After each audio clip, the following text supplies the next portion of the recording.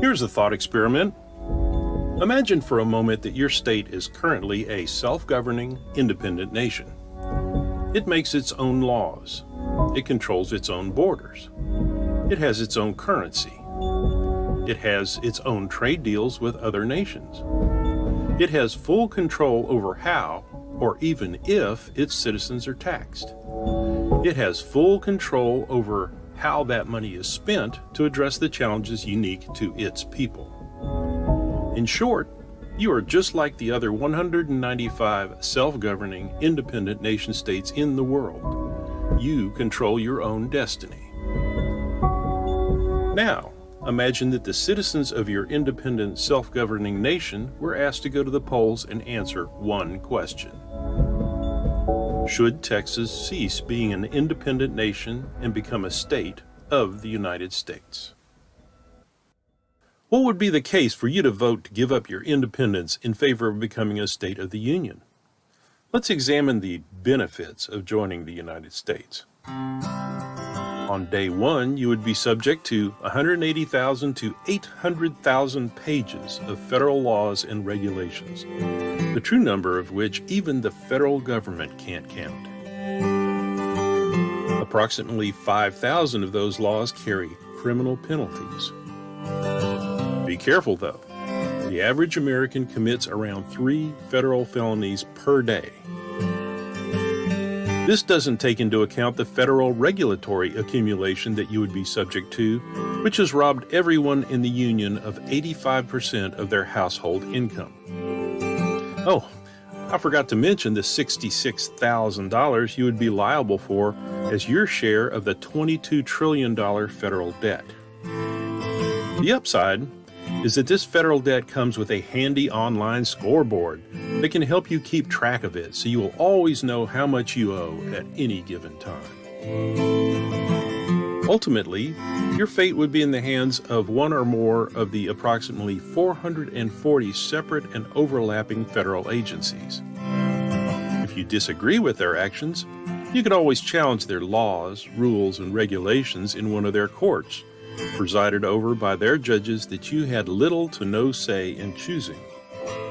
However, the track record for success when citizens and states challenge the federal government in their own courts isn't great.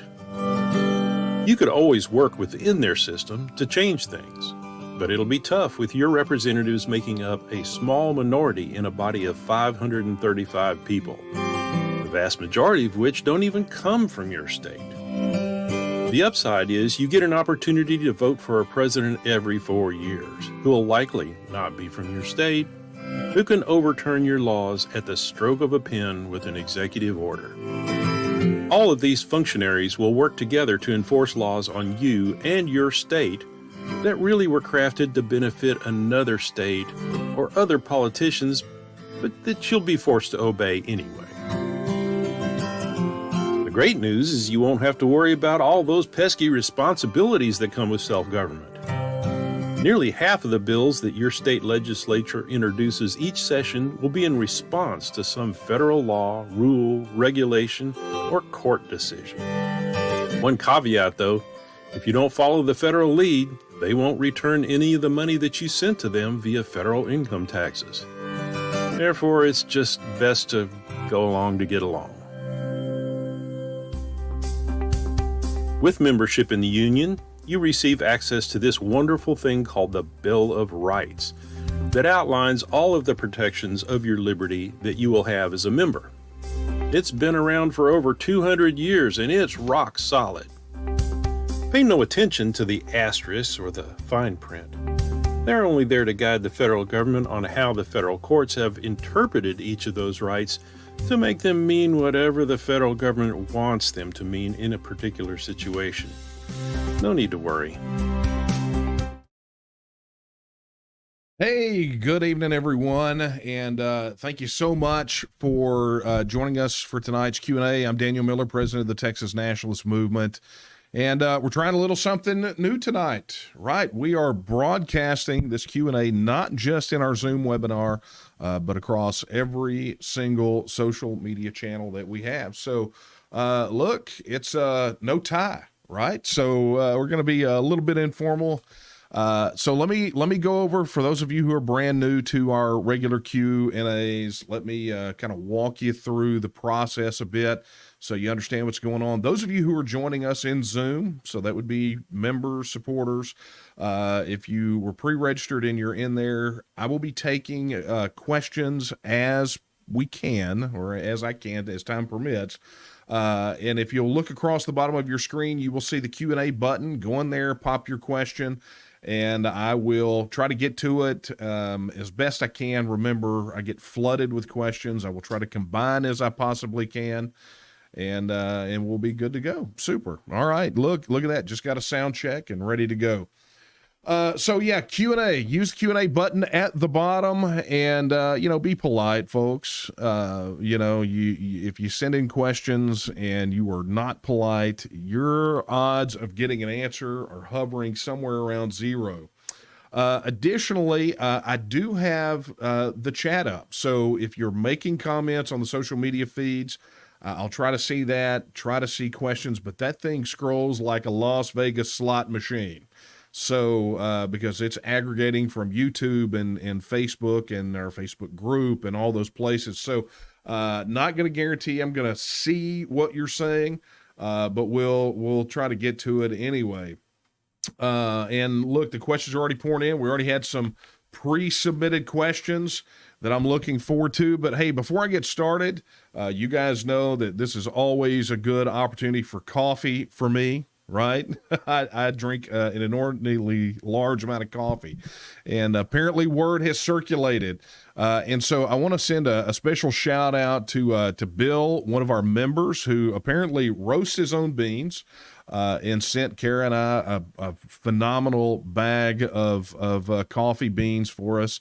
And a young man named Alec, who stood up at the meeting at Wise County Conservatives and actually brought me coffee as a gift and gave it to me in front of everyone. So I want to thank you both so much for doing that. I joke a lot that this movement is fueled by excessive amounts of caffeine, and I don't think that's a joke at all.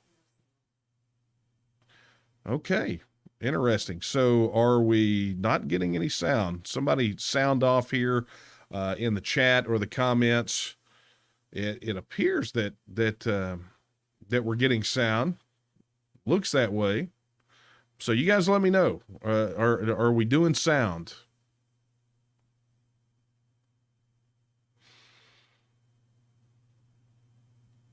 Okay, I am seeing people chatting.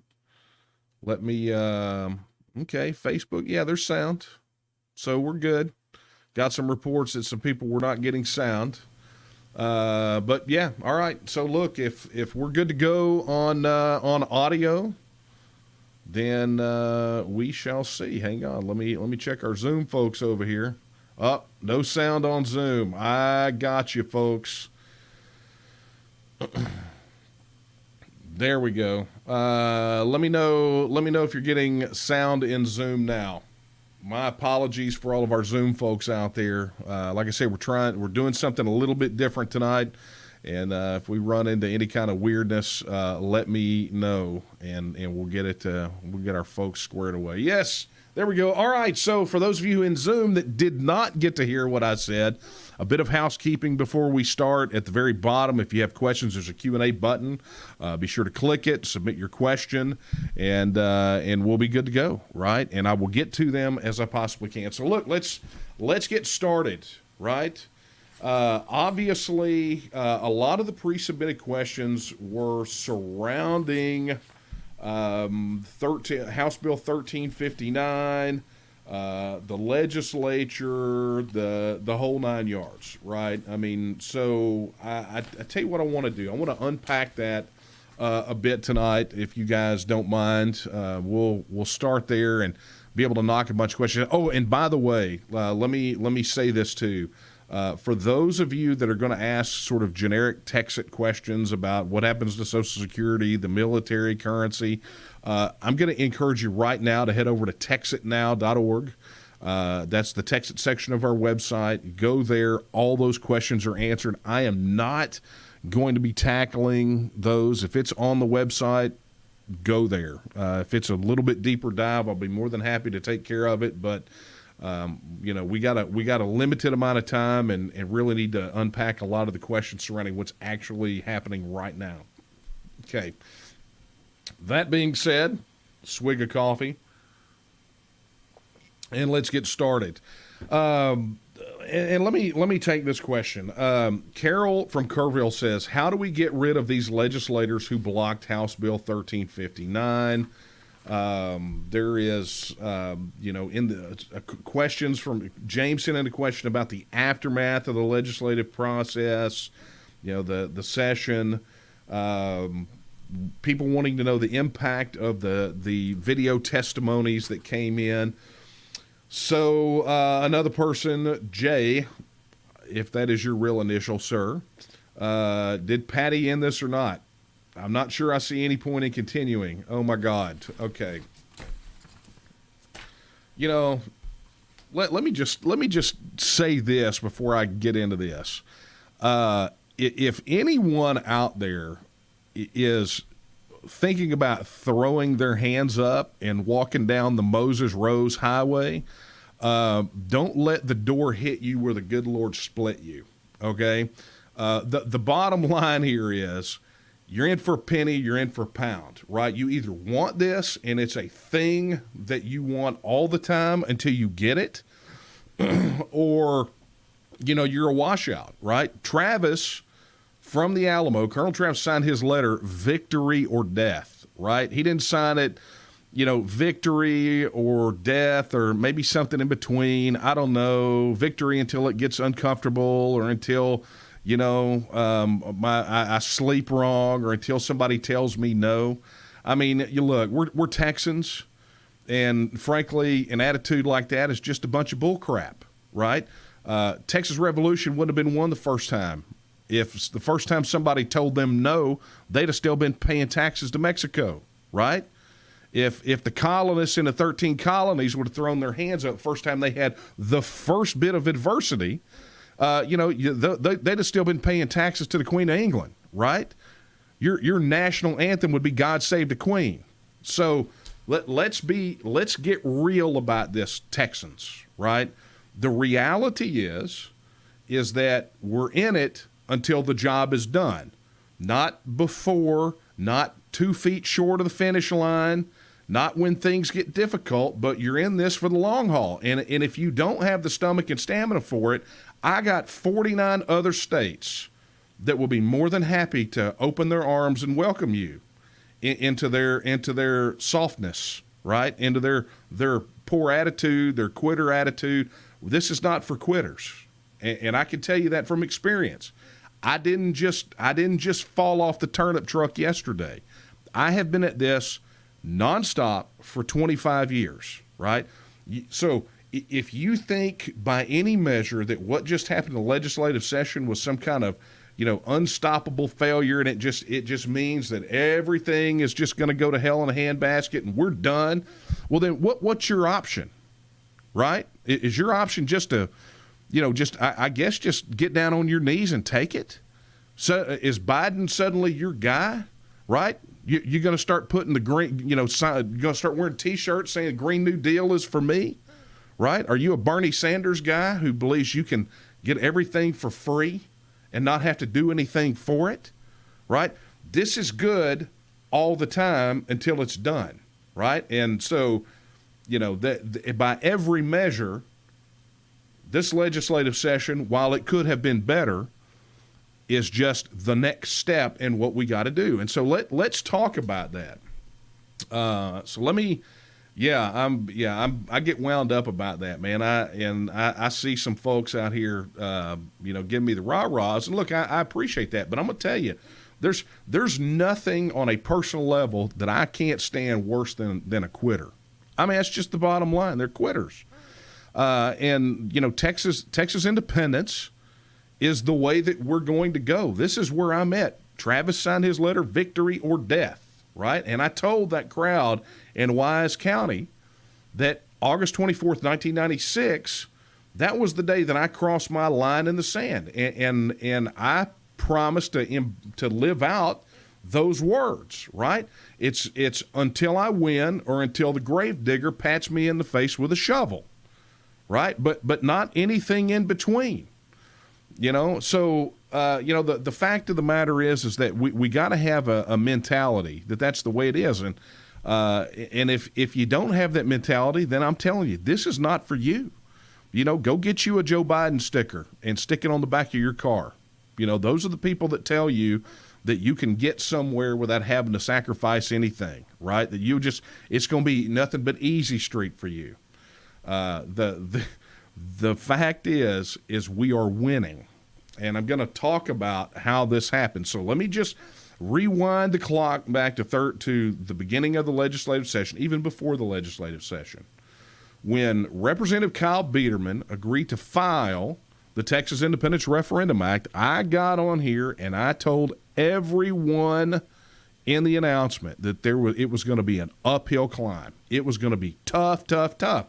And the reason that I said that, and I explained it at the time, was that we were dealing with a legislature that the game had been already set at the end of the last legislative session. Right? Elections have consequences, and you got to have long-term thinking. I actually talk about it in my book, Texas, how this short-term thinking has held us back. But the bottom line here is that, hang on just one second.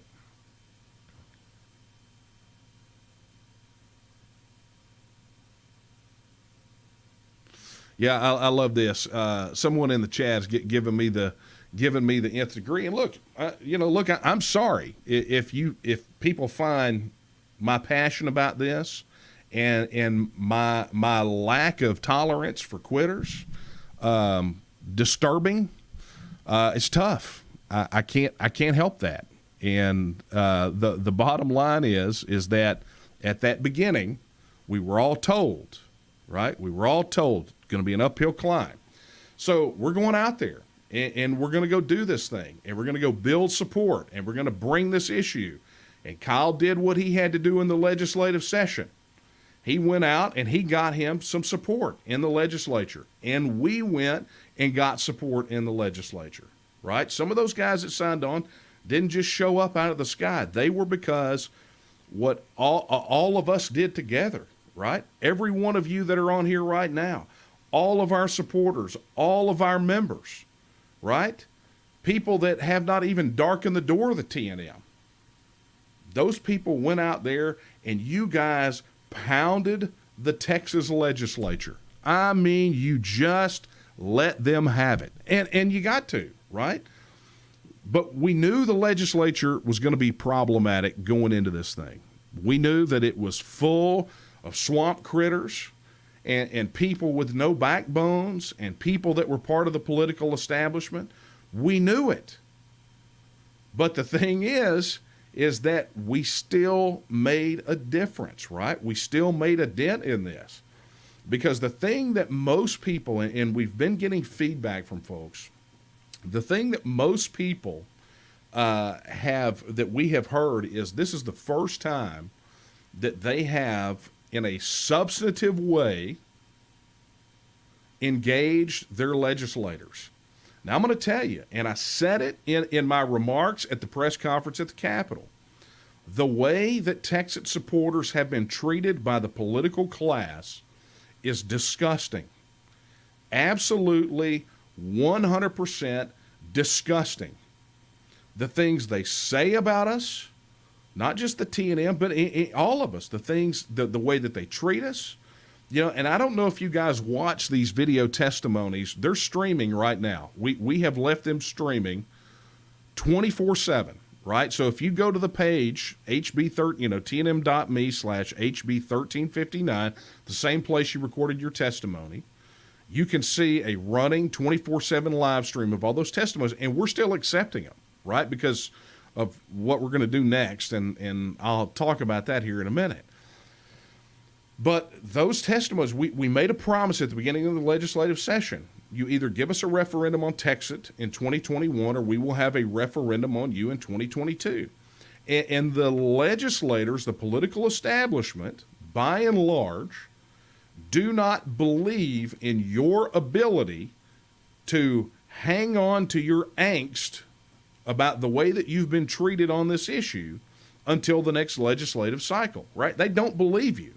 So when you called and emailed and wrote and visited your legislators, and you made it clear that you wanted to vote on Texas, and that it was going to be a voting issue for you, and that you were not going to vote for someone who stood in the way or stood idly by and didn't help advance it, they think that you're lying about that, right? And I'm going to tell you, not about you specifically, but on a lot of policy issues that come up during the legislative session, that's how they behave, right? That's what happens. And again, something I detailed in a previous Q&A, where their mentality is that if they make you upset, right, if they dodge this very radical bullet, right, in their minds, if they dodge this controversy, sure, it'll make you people upset, but you'll get over it between now and the next election.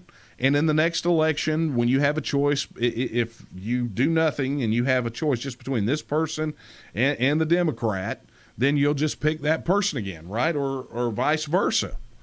That's their mentality. And we kept telling them over and over again, you don't understand. This issue is not like those issues. This issue is not going to go away. Now, I can tell you right now, amongst all of these, with the exception of the, let me throw my hands in the air and surrender question that I got in, the vast majority of virtual testimonies, emails, everything else that I am seeing from Texas supporters says that everyone's ready to move to that next step. They're ready to move on. They're ready to go do what we promised. Right? Now, good news, we've got, there are 3 next steps, and we're going to talk about those. But I will say this. For those of you that submitted video testimony, first off, thank you. I can't thank you enough. I literally watched every single solitary one, right? As they came in, I would watch them, process them, and I was part of that process. And I watched every single one. And the ones that keep coming in, I'm watching those as well. They are inspiring. They're motivating. And if you have not gone over to watch them, just go over. It's a 24/7 live stream, and we will continue to add it. But more than that, here's what I need you to do. I need you to go and record yours, because HB 1359 ain't dead yet. It's not. Now, it may be dead for this legislative session, but there is one more thing that we can do. You see, the governor is always reluctant to call a special session, except that this is a redistricting year, and the census numbers have been late coming in for redistricting purposes. So the governor has already said, they've already established a timeline, there will absolutely be a special session in September. And given sort of the things that have slipped through the cracks that are red meat for the base for a lot of these guys, that they're getting pounded over, then the likelihood of perhaps another special session is there. And indeed, there may be more than redistricting added to the call in September. And you see, that's where you come in. It's exactly why we still need you guys submitting your virtual testimony, because it's time to take that next step. So let me just throw this up there for you right now. This is what we need you to do. We need you to call Governor Greg Abbott and tell his office that you want House Bill 1359 added to the special session in September. Okay? Very clear. very, very clear. We've got to get this thing done, and we've got to absolutely let Governor Abbott know that this is not going to go away. It's not going to go away. This is going to happen. And it's either going to happen. Now, just like Chris Patty was the guy that was holding up, he was the one in committee that was sort of the linchpin. He's the focal point. We had to get past him. We couldn't get past him, right? He dug his heels in. Well, guess what? Now that mantle's on Governor Abbott, because what Governor Abbott says up there goes when it comes to a special session. So all of that effort that you put in during the legislative session, you need to focus that same level of effort and intensity on Governor Greg Abbott and tell him you want this in a special session, and it will be a voting issue for you, right? So now it's all about who's next in the process, and who is next in the process is Governor Greg Abbott. Now, that's not the only thing, right? We're not saying that the only things we're going to do are pound Greg Abbott till September, because, frankly, we've got much larger fish to fry, right? We're going to be pounding Greg Abbott, and Greg Abbott could he could add it to the special session. That's what we want him to do. It is in his power to do so. But here's the thing. We have an opportunity to make good on our promise. As we told the legislators, and I will reiterate for those of you who missed it, we told them, you either give us a vote on Texas in 2021, right? We want a Texas referendum in 2021, or we're going to have a referendum on you in 2022. The elections are coming up. The filing window will be open before you know it, right? And people are already starting to announce their candidacies, announce their campaigns, and we made no secret about this at the very beginning of the session. As a matter of fact, if you go right now to tnm.me, right, our website, /run for office, if you have even the least remote interest in running, right, if you're dissatisfied with the way that you were represented in this session, specifically on the issues that the TNM tackles, and especially on this issue right here, then there's a way to fix that. And the way that you fix that is that you step up to the plate and you run, right? And let me be honest, after dealing with these guys session after session after session, you guys would be a welcome breath of fresh air in the halls of Austin. Austin and Texas needs you guys. It needs Texas nationalists running for office, holding elected office, and some are there, right? We know. But Kyle and Brian and Jeff Kaysen and James White, Steve Toth, all those guys, we owe it to them for sticking their neck out to send them reinforcements, right? They had their last stand in the legislature, very Alamo-esque, and they're calling for reinforcements, and we owe it to them to at least try. So go to tnm.me/run-for-office and indicate that you want some support. You want to be involved in that process, right? Look, I did it. I did it back in 2012. I may do it this cycle, right? I may do it just to set the leadership example. But the bottom line is it's got to get done. All right. So that being said, a little bit of housekeeping related to 1359. So you know what's next. It's this right here. Make note of that. Write that thing down. You can Google it, but this is what you need to tell him. This is what his office needs to hear. And he doesn't need to hear from tens or dozens or hundreds or thousands. He needs to hear from tens of thousands. Look, you guys did such a phenomenal job during this session. You literally put hundreds of thousands of phone calls into the Capitol in support of a vote on Texas. You guys did phenomenal. You know, the amazing thing about it is that so many of you went from, look, I'm affected by politics, I'm aware, to getting fully engaged, teeth sunk in. I mean, you know, there were, at the beginning of the session, we probably were, I can't even tell you how many people connected with us that said, I don't even understand the legislative process. And now some of you people are dadgum experts. I mean, that's just the way that it works. So you guys did phenomenal, you know, and you got to make a decision, right? We have always been told constitutionally that all political power is inherent in the people, and that those people in the Capitol represent us. In massive record numbers, you went to the people who were supposed to represent you. They gave you the finger, and now it's up to you to respond. So the next move is yours. But I'll throw this back up there again. This is definitely the thing. This is what you're doing next.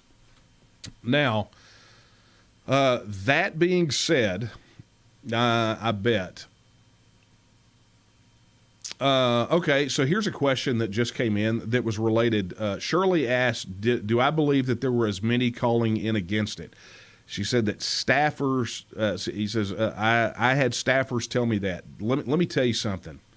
It is absolute 100% garbage.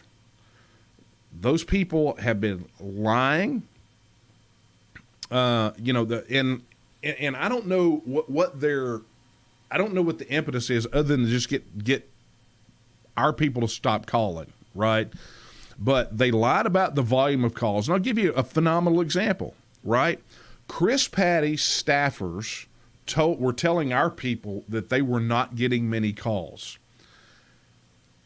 On the flip side of that, Chris Patty was going to Kyle Biederman mad that he was getting so many calls, right? So this is the kind of game that they run, to the point where they did not even, you know, they would stop just answering the phones. When they started getting kind of a glut in, they just quit answering the phones. They just go to their cell phones. That's the kind of garbage that we dealt with. And I said it in the Capitol press conference. Our people have been lied to. They've been lied about. They've been disparaged. They've been slurred. You know, all those things. That was the experience that all of our people had during the legislative session, and it was utter garbage. All right, so you know what you got to do. All right, so look, a bit of housekeeping. I'm going to talk about this. I want you to mark your calendars, because June the 14th, we will have an announcement going out. We will have a special announcement that is going to be huge, right? As I told you, what's happening with the governor in the special session is not our only move. As a matter of fact, now that we're getting beyond the legislative session, our options have opened up greatly. And we've got a pretty big announcement to make on June. I say a pretty big announcement. It's going to be a bombshell. And you're going to want to be here. You'll get an email about it. We'll be here probably the same exact time right here, but we'll be making the announcement. And I will tell you, if you want to get a jump start on what it's going to entail, go to the TNM volunteer page, tnm.me/volunteer, if you have not done so already, and sign up as a volunteer, because it's going to take, you know, all that work you did with the calls and the visits and everything else. It's going to take an all hands on deck approach, and it's going to be huge, and you may yet get your vote on Texas. And I can't go into any more. I'll get in trouble if I do, but be sure to mark your calendar, block it out, June 14th, 7 o'clock. You'll get an email about it, but it's going to be explosive. You're going to absolutely love it. Okay, so let me get to some questions. Kenneth wanted to know, has there been any response from the legislature and state affairs regarding our virtual testimony. No, there hasn't been. We've heard back channel feedback, but they're locked in now, right? The deadline is done. They have set events in motion that cannot be undone at this point. But as I stated about the virtual testimony, keep it coming. We absolutely have to have it for what's coming next. How can we get the attention of our governor? Look, the governor is the phone calls, right? That's important. The handwritten letters, the same legislative activism that we talked about still applies. We are also transmitting these virtual testimonies, and we're creating a new page for those to reside on that is more reflective of where we are in the process, and we're gonna promote it to every single Greg Abbott voter, potential Greg Abbott voter. We're gonna need to do a pretty big digital ad spend to get it done. So if you got some extra coin to throw in the donation tank, we sure would appreciate it. So that was from John. John wants to know, what is a realistic timeline for Texas to actually become its own nation after a referendum? And I'm guessing what you're asking is full independence post-Texit. What does that look like? And it depends on a lot of different factors, right? There are some things that could happen that could really accelerate that timeline, like a currency crash, massive unrest in the United States. I mean, a massive crackdown on our fundamental rights and liberties by the federal government. All of those things could shorten the timeline from, being a very orderly process to literally days or weeks. So you've got that at one end, and then on the other end, it really depends on how long we want it to take, as Texas. There's nothing saying that we have to detach. We don't have that Article 50 provision that the UK had to deal with in relation to the EU that set a 2-year time limit. But it really, that speed of the process depends on us and how quickly we want to make it happen. Again, as I talk about in the book, one of the things that you want to do post-Texit as far as negotiation and transition is to minimize disruption as much as possible. It's bad for the economy when you have massive disruption, and we don't want to do anything to tank our economy. Stephen, can you fix the audio? I did. Okay. Yep. No sound. Hey, thank you all for this. I appreciate you posting it in the Q&A. All of you, thank you. Oh my God, there are 5 million no sounds. But thank you all. You're very conscientious. Okay, no sound. Yep. You guys are getting sound now, I'm assuming, because I'm not seeing that. Okay. I just have to get down. There's like so many. John wants to know, has T&M vetted real candidates to run for office? The answer is yes, we have. We have a recruitment, vetting, and training process. We're in the first stage of that, which is the recruitment process. But you'll go apply to be a candidate. You'll find out what it looks like. Brenda wants to know, can we write it in when we vote, like writing in a candidate name? There's not going to be any need to do that. I'll explain more on June the 14th. Okay. Brenda wants to know if I'll run for governor. Oh, God, no. You don't want me to run for governor. Juliana wants to know, is there a path forward without going through the legislature? If no, why not? It's a great question, one that we've talked about quite a bit. Understand that for us to have a binding referendum on this issue, right, that would appear on a general election ballot, all roads lead through the Texas Legislature, right? That's why so much focus has been put there. But as I've talked about many, many times over the years, one of the big challenges that has prevented Texas from moving forward is that people get super fixated on the 140 days in the legislative session, don't get what they want, and then they quit until the next time the legislature sits, 2 years later, right? And that's not it. Understand that the battles that are going to be fought in the next legislative session have already started right now, right? That's one of the reasons we're talking about the recruiting, training, and vetting candidates. So, there's a lot of work to do, but this legislative the agenda for this legislature, as disappointing as it has been, and as disappointing as their work product has been, was set almost in stone by the primary elections back in 2020. That's where it was done. And those primary elections in 2020 were already in play on the last day, or even prior to the last day of the legislative session 2019. So you got to get stuck in, you got to get down to it, and you got to be really, really passionate and upset about how you're not being represented, and how Texas is now, because of the ineptitude of the Texas Legislature and specifically the House of Reprehensibles, is now going to have to endure a bunch more of the Biden-Harris administration and all of the really horrible things that are happening to Texas right now. Thomas wants to know, do you think we'll ever win? Victory or death, buddy. I covered it. Sam wanted to know, is there a way to circumvent the Texas legislature? Okay, again, same answer. John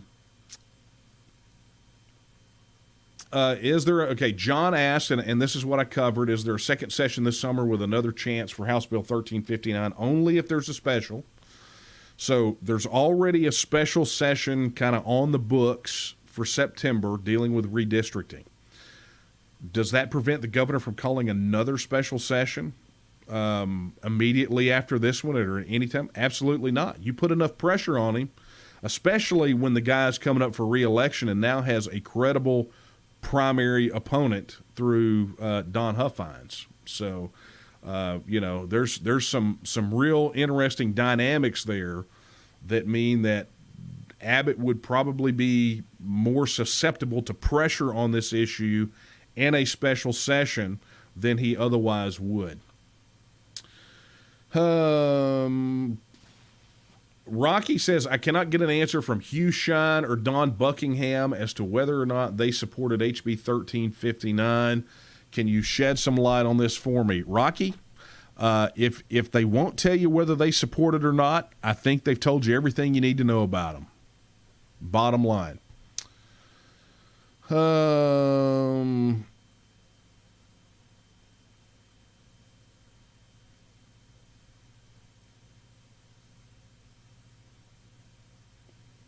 Okay, Stephen, that's pretty long, but this is kind of interesting. Stephen says, well, real quick, dovetailing my previous answer, Patricia wanted to know, does Huffines support Texas? We don't know the answer to that. Not yet, anyway. I can't speak to that one way or the other. There was no fear that we wouldn't vote. Specifically, what I had in mind is to have members and supporters of T&M sign several sets of papers. One set would be, okay, Stephen, hold that thought. You're going to be super happy come June the 14th. Terry wanted to know, Terry says, form a pack to oust anti-Texas politicians. And you put a question mark, which technically makes it a question. And I will refer you to the news section of our website where before the beginning of this year, we actually submitted the paperwork to create two packs. One is obviously the T&M pack, which is for that purpose. And one is the Texas Now pack, which is a specific purpose specifically to support the referendum efforts. So they're there. You'll be getting links with pages so you can donate specifically to those packs. John wants to know, how do we get Kyle and others to help us with campaign endorsements? We just get some great candidates, right? I mean, they want reinforcements as bad as we want to send them. Okay. Let's go through here. Why is this referendum not on billboards all over Texas by now? Have you priced billboards? I mean, we launched a statewide billboard campaign focusing on digital, which has been It's been successful. I mean, we covered it. I think there were 74 billboard faces all across the state. Go look in the news. But why is it not on more? Static billboards are extremely expensive, and we need more donors to do that kind of outreach. But we also have to prioritize things, right? We got a lot of work that we got to do, and some of it is going to cost a lot more than the billboards, and going to have a lot better results getting us toward the referendum. But if your overall question is, why are we not doing more promotion? Amigo, I can tell you we're doing a ton. Again, billboards, radio, we're working on TV, lots and lots of digital, because that produces the most results for our money. Boom. Okay, Kelly wants to know, how can we get coverage on Steve Bannon's War Room? I do not know the answer to that. That's a media question, and it goes to just any of them. You know, we're forever more doing media hits all the time. If you look at my calendar, I'm doing radio interviews, TV interviews, podcasts, print. I mean, it's all over the place. Let's go here. Can Kyle introduce a bill for citizen initiative? Yep. He could have done that at the first 30 days of the legislative session. So if you want that, then you got to wait. Okay, let's go down through here. Okay, John, let's see. Nope, got that one. Jay wants to know, do you have any information on how the cities of Texas will vote? They're primarily blue. Could they outvote the rest of the state? Jay, it's interesting. There is this idea that somehow that the cities are going to become problematic. And look, the numbers are that about 76%, I think it is, of Texas voters live in 35 counties, right? So you've got 3/4 of the electorate living in 35 counties out of 254, okay? Now, a lot of that is obviously concentrated in the ones where the cities are heavily populated. You know, the Dallas-Fort Worth, Metroplex, Houston, and San Antonio. But here's what people don't understand about this issue. This issue is such a transpartisan issue, right, in the sense that it transcends sort of that normal partisan divide. And as such, support comes from really weird places that people don't expect it, that frankly surprise them. And, where the cities are concerned, we have to commit ourselves as the Texas Nationalist movement not to surrender one single inch of Texas, not 1 foot, not a city. We're not giving them up. We're going to go fight for Texas in every corner of Texas, from Dalhart to Del Rio and El Paso to Orange, because this is about all of Texas. Texas benefits every Texan. And so the fact of the matter is you're going to find in the cities probably what will deliver the biggest upset to the opposition, because they feel like they've got those folks on lock. And what they don't understand is that there are so many people in those cities that have been disenfranchised by the political system, that Texas is inspiring to them. It's aspirational. It gives them hope for the future and gives them an opportunity to come off of the political bench and cast a vote, probably in many instances for the first time in their lives. So, I don't write off the cities, especially when you look at one of the highest concentrations per capita of Texas supporters is in Houston.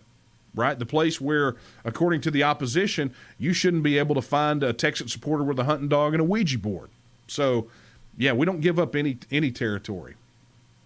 John wanted to know how we get the message out. Look, it's yes, there is a muzzle on this issue, right? I mean, we actually had media at that press conference, but beyond that, I mean, look at what they printed. Look at how the mainstream media is. Our media relations guy has problems getting us bookings on some of these media outlets because they're afraid of this issue, right? It rankles the political establishment, not to mention the mainstream media, right? So, it's going to be up to all of us, right? If we're not able to use these mass methods of communication through earned media, then we have to go, it goes to paid media, right? Billboards, radio, digital, TV, that sort of thing, right? They will gladly take our money. But more importantly, one of the most effective means for getting out the word is you, right? You have always been the best mechanism for connecting people with Texas independence. It's been you. You fly the flag, you wear the shirt, you have the sign in your yard, you start the conversation, you direct people where they need to go. That's what happens. And you've always been the most effective.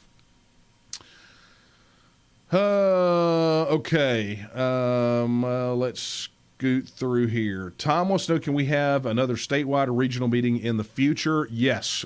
In the works. We have got a district director and local coordinator training event coming up the weekend of the 12th. Plus, there is a West Texas swing on the calendar right after that, and there's going to be a lot of dates. Now that all of our sort of pre-January pre-scheduled events is done, we're starting to put on more of our events. And, of course, one of the things that hampered us quite a bit with some of the meetings that we were wanting to plan, like the Runaway Scrape, which is our spring retreat, or the return of Texicon, right, our Texas Independence Convention, has been this mass mandate nonsense. The cities that could accommodate, that had venues that could accommodate the size and type of event that we were wanting to do, all had these ridiculous mask mandates, right? They wanted you to have maintain 6 foot distancing and all this. And, that we need a place where if we're going to have a main event, a big event, both regional or national, then our people want to be together, and they don't want to have to jump through a bunch of weird hoops put on by these tin-pot tyrants in these locales. So, Tom, it's happening. So be watching the calendar, be watching for announcements. Stephen, you want to know my opinion on Don Huff fines? I don't have one yet. Another Stephen, man, there's a lot of you Stevens. Stephen want to know, do any foreign powers support Texas and or TNM? Don't know, don't care. I mean, maybe Oklahoma does. That counts, right? This, and look, I've made this abundantly clear. The issue of Texas is a question for the people of Texas and the people of Texas alone. So whether we have support or well-wishers or detractors outside the borders of Texas doesn't really matter to me, because they're not going to vote,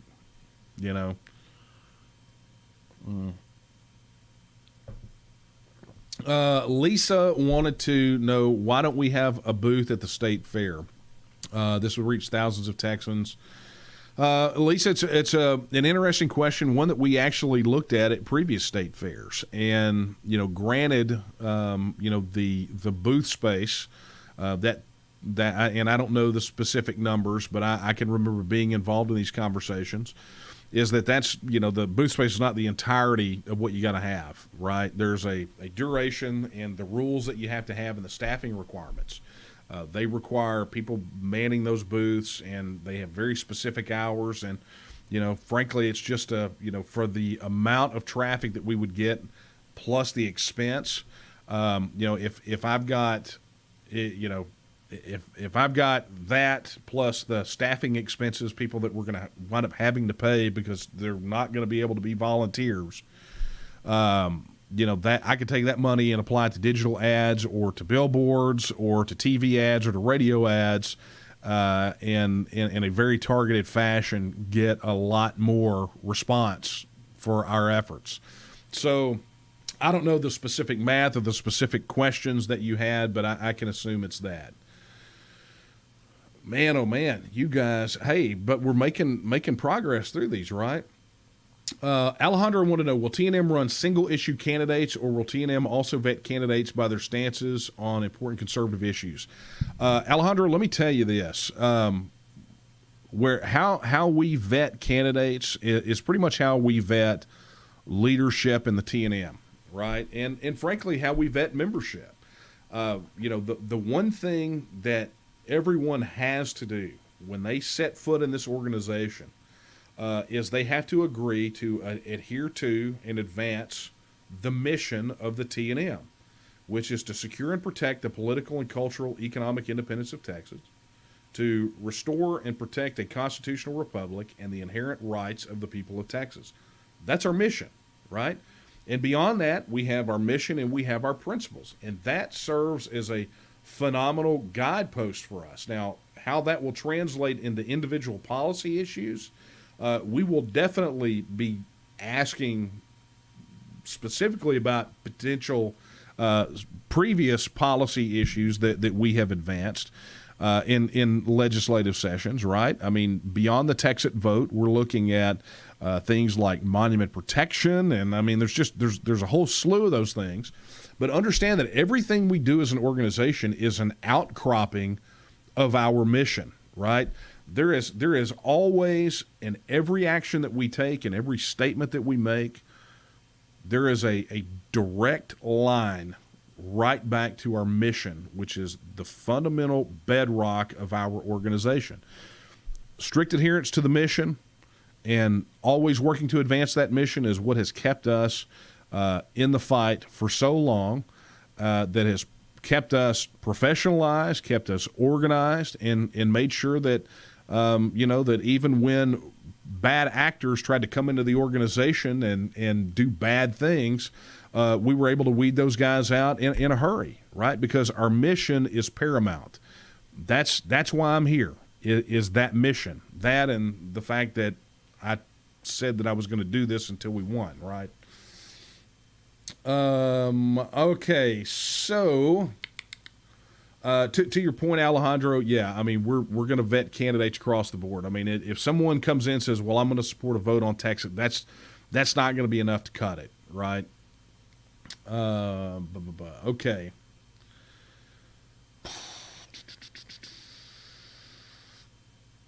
Danny wants to know, why are senators and reps in different districts?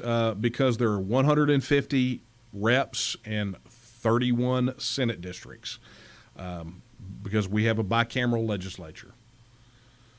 Okay.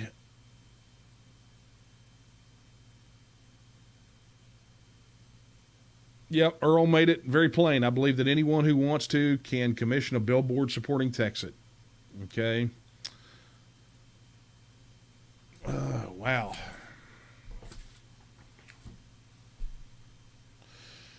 Yeah, John asks, he says, Colonel Alan West says we must vote in the small local school level elections to beat this blue movement. How can we get TNM members to weigh in on this? Look, it's, aside from what he said and why he said it, the fact of the matter is we need dyed-in-the-wool, hardcore Texas nationalists from the state house to the schoolhouse. We've said it since I ran in 2012. We say it time and time again, right? Now is your opportunity. Wow. I mean, there's a lot. Guys, let me go down through here. I'm scrolling, so bear with me.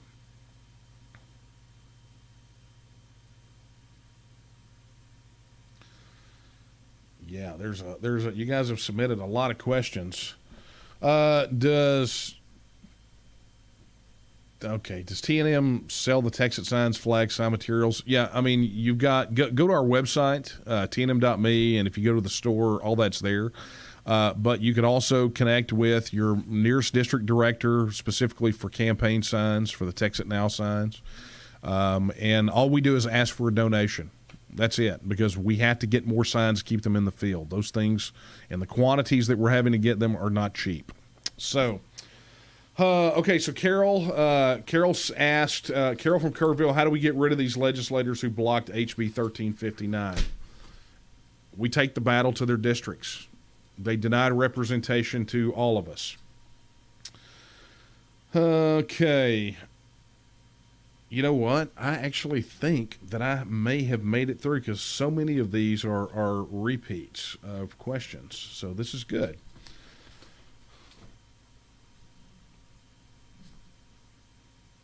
Randall, how can we vote out, sue, or impeach Chris Patty from his duties if he doesn't listen to the citizens of Texas? You can vote out. You could sue, but you can sue anyone for anything. You would lose. You cannot impeach him. And let me head it off at the pass. Texas does not have recall, so that's not an option either. Someone submitted a question, says, what happens when 1359 does not see the light of day at all? Too late. The horse is out of the barn, right? Exactly what we said was that, and people still, to this day, people still don't get how big of a deal it was for Kyle to file this legislation, right? Had we not had it filed, there probably would not have been a lot of people that had known about their right to vote. But the fact that he filed the legislation means that it is indeed feasible to get this legislation filed. Now what we have to do is we have to have the right people to pass it. So, you know, it's done. There are things that have been done that cannot be undone, and things that have been made that cannot be unmade. And the filing of that legislation is one of them. Let's go here. Let's see. Alejandro, two questions about currency, and those are answered on the website. Okay, so, wow, I was able to plow through these and am very excited that you guys stuck with me as I barreled through these things so fast.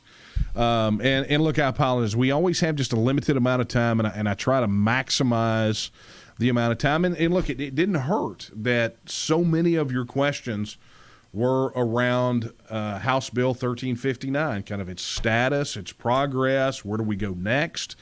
I can tell you, it's that if you think that this battle's over, let me just tell you, Representative Biederman had a bill that came up to the floor that dealt specifically with how the Alamo story is told, right? And if I'll rewind you back, a couple sessions or more, we've been doing a lot of work related to the Alamo all the way back to when they shoehorned it into as a UNESCO World Heritage Site. If that tells you how long.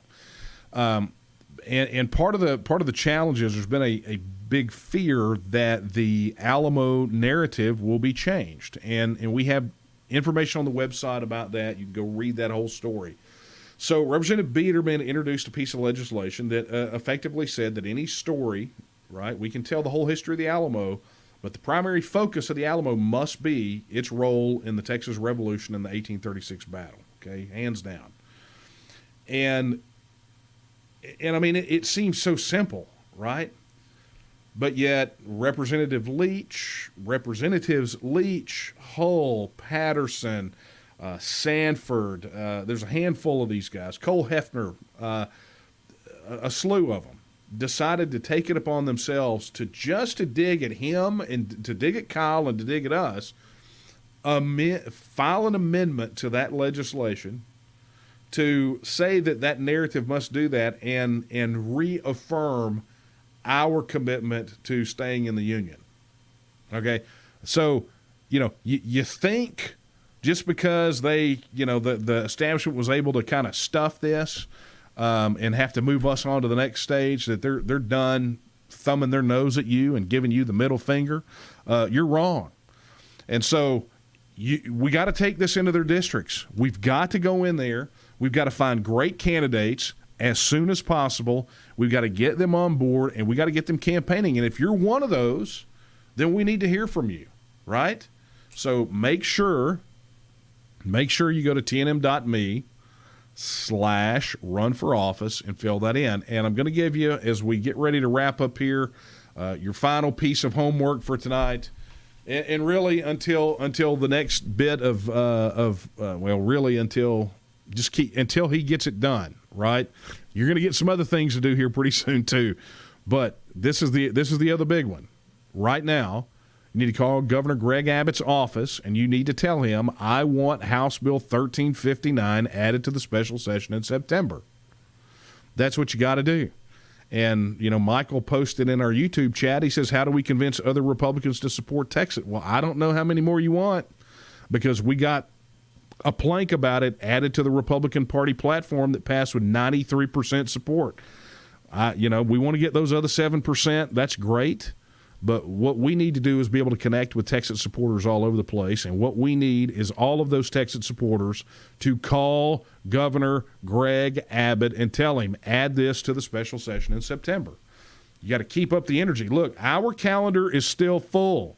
We are still organizing. We've been putting things on the calendar post-session. So if that gave you any idea, it's like we knew when the session was done, we were either going to go into the mode to replace legislators, or we were going to go into the mode to win a Texas referendum. So it's game on, folks. We're going to go win this thing, and we're going to keep at it until we win. It's the bottom line.